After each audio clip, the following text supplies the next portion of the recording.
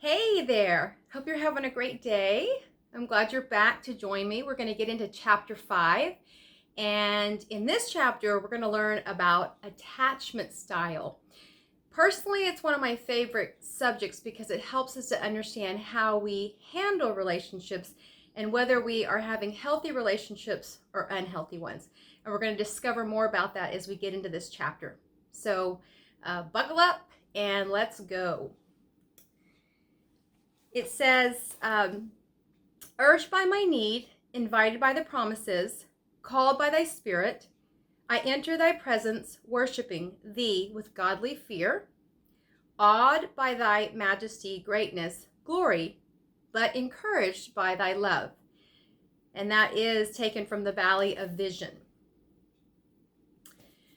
Justin and Rachel had been married for 10 years, and they had 2 sons, 6 and 3 years old. Most people who knew them casually believed they had a wonderful marriage. They didn't see the tension often hidden just beneath the surface. It wasn't that they were facing catastrophic problems. No one had cancer, and they didn't lose every penny in the stock market. But gradually, the pleasant patterns of relating to each other eroded. Anger and fear became the most common emotions in the household, and everybody suffered. Justin was a typical engineer, very facts-driven, and no nonsense about everything in his life. His way of showing love to Rachel was to bring home a nice paycheck twice a month. They had always enjoyed the freedom his income provided.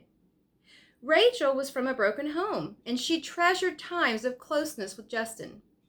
In fact, she wanted more of him than he seemed willing to provide. In the early years of their marriage, before the boys arrived, she had all of him, and she loved it. But recently, the stresses and time commitment of raising 2 boys, one now in soccer and football much of the year, were taking their toll on her. Justin was one of the coaches on his son's football team, and he worked out at the gym 3 times a week as he had done since he was in college. He was only doing what any good dad would do, he believed. But Rachel felt that he was pulling away from her. In the past year, she asked him several times to spend more time with her.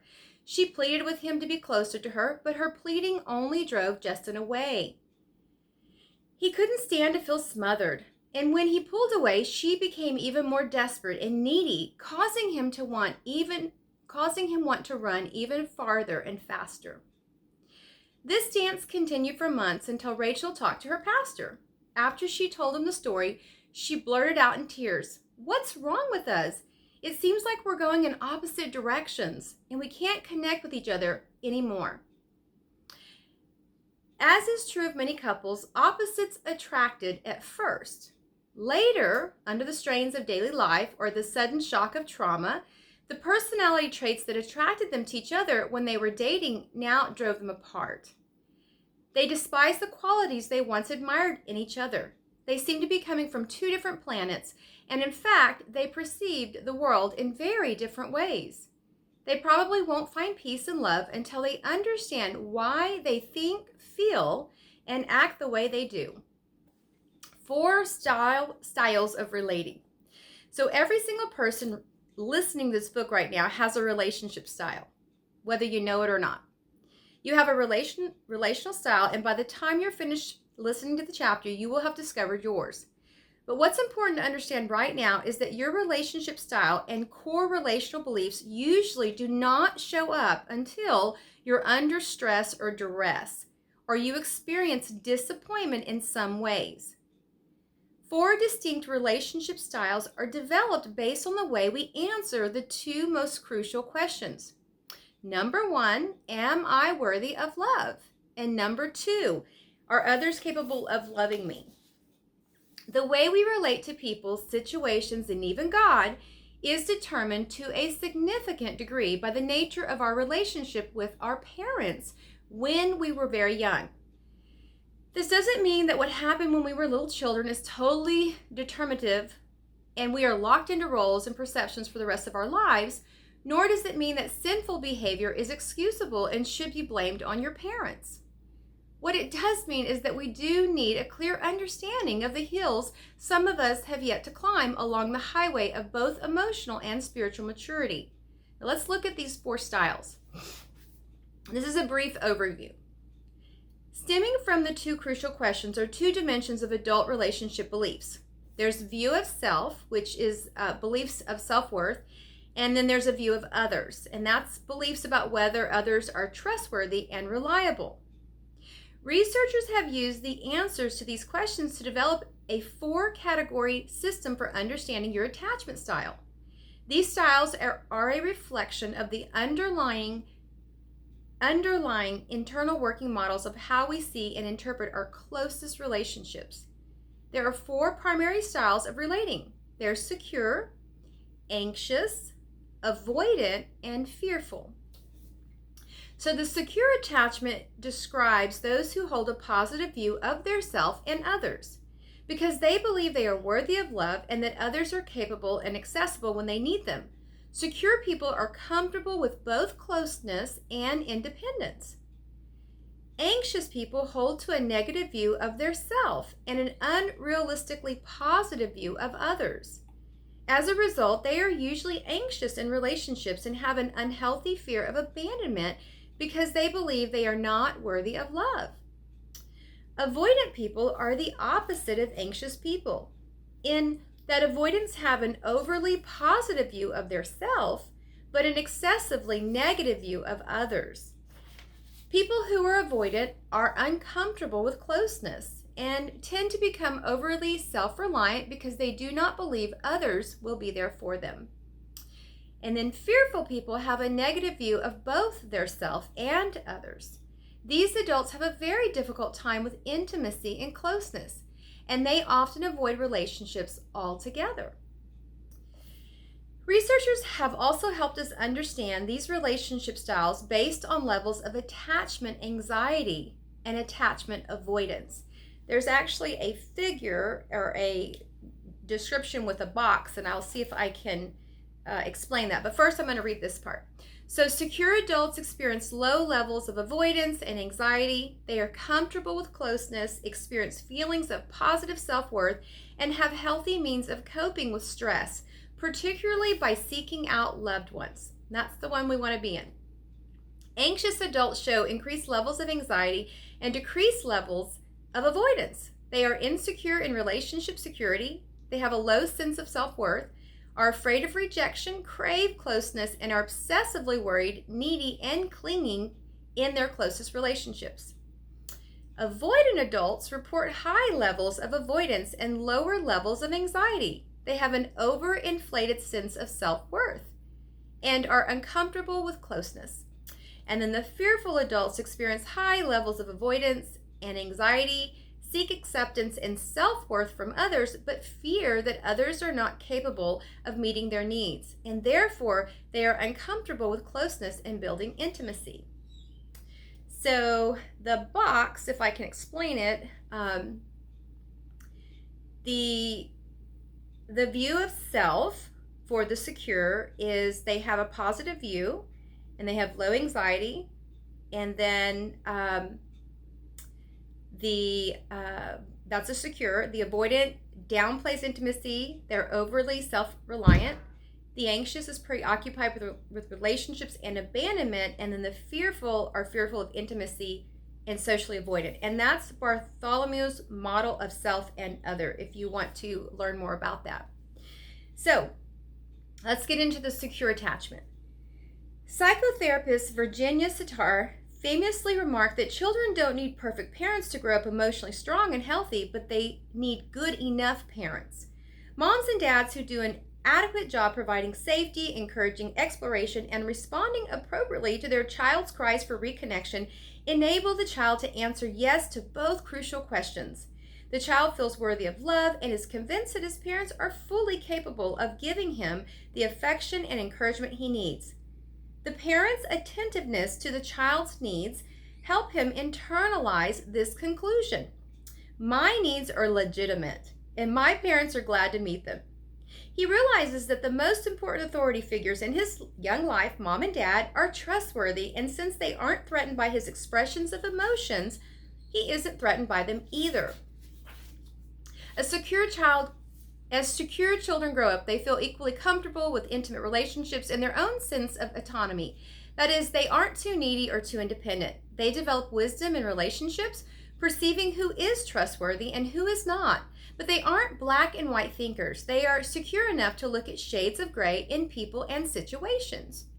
They have emotional integrity, admitting the reality of the full range of emotions, both positive and negative emotions. And they engage in a healthy emotional regulation and are not dominated by their emotions. Under stress, they have the ability to think clearly, seek advice from trusted friends, and respect authority without engaging in blind obedience.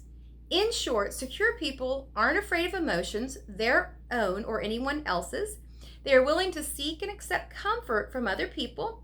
They know that relationships can be safe and that knowledge gives them courage to engage in love and intimacy. They take responsibility for themselves, and they find the courage to act when action is needed. The anxious attachment, the messages some of us have internalized from childhood lead us to conclude that the answers to the crucial questions are no, I'm not worthy of love.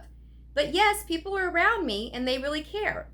In many cases, their parents were emotionally immature, needy, and unstable, sometimes reversing roles and expecting the child to provide the love the parent desperately wanted.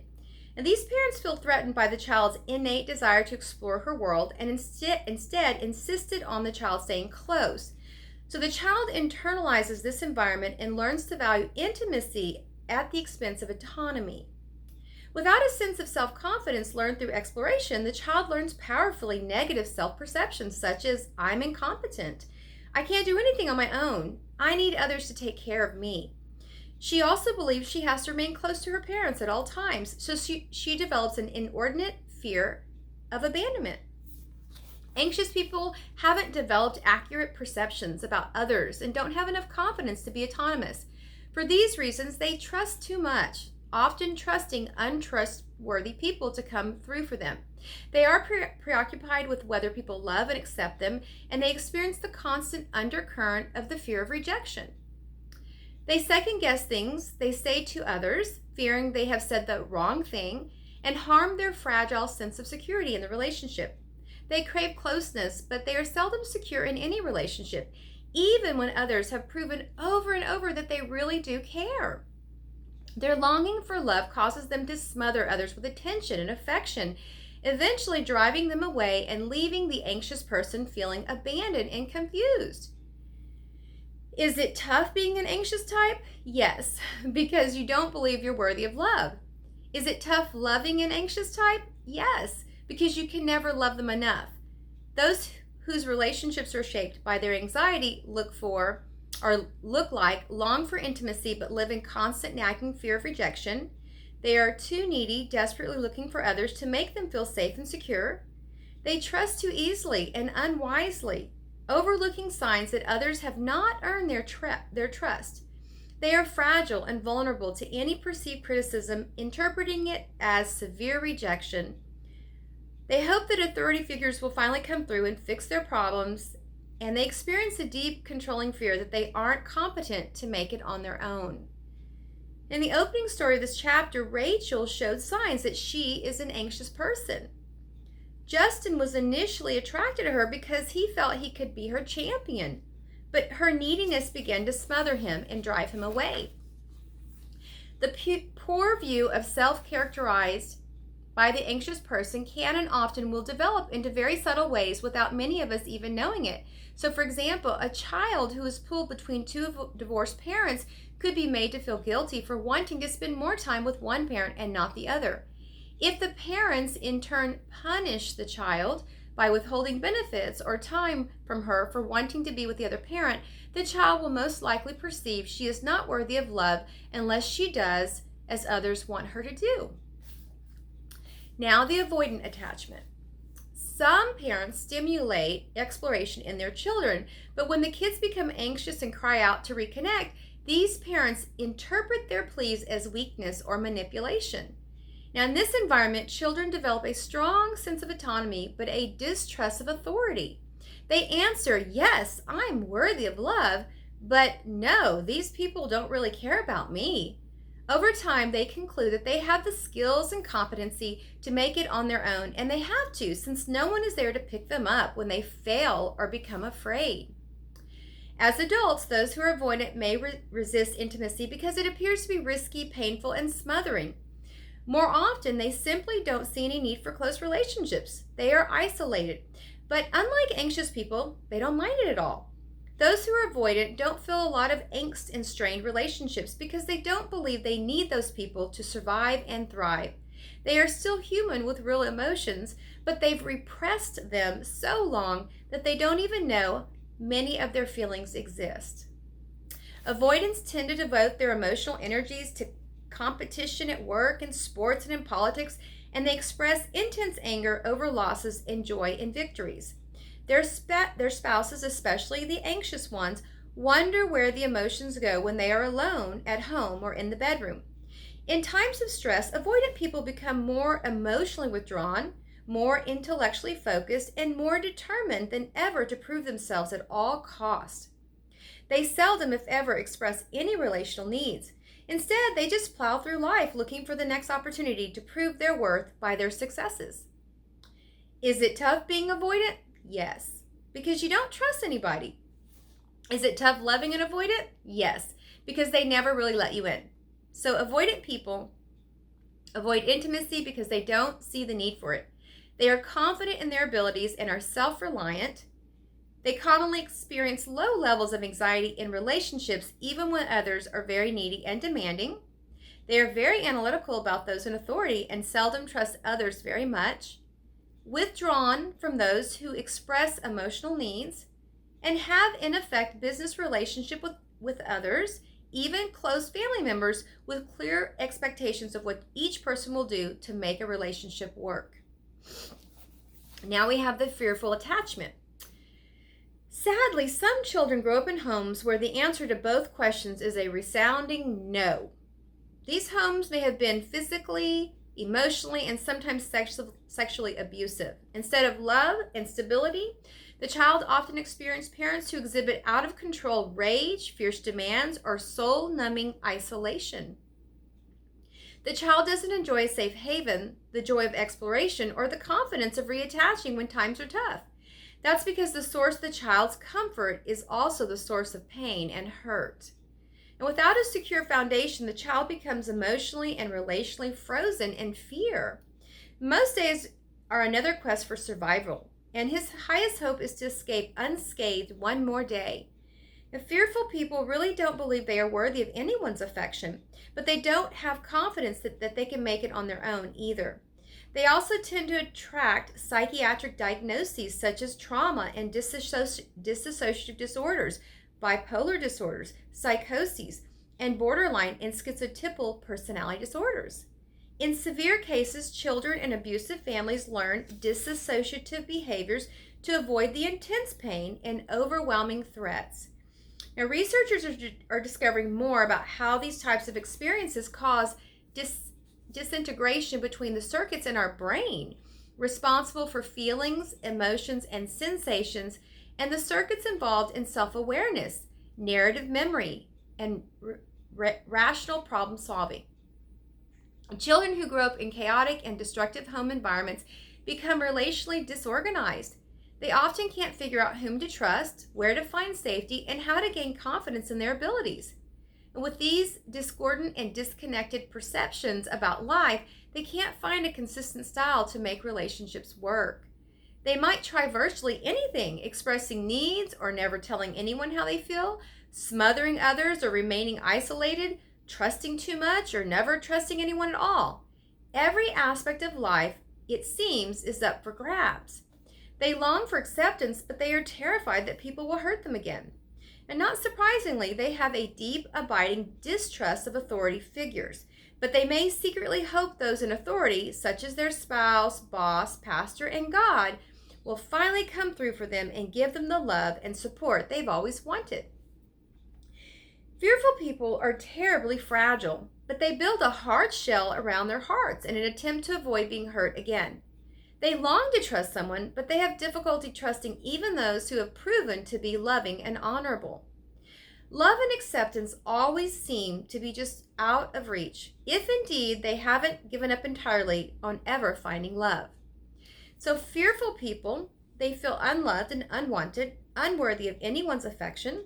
They long for real relationships but are terrified of being close.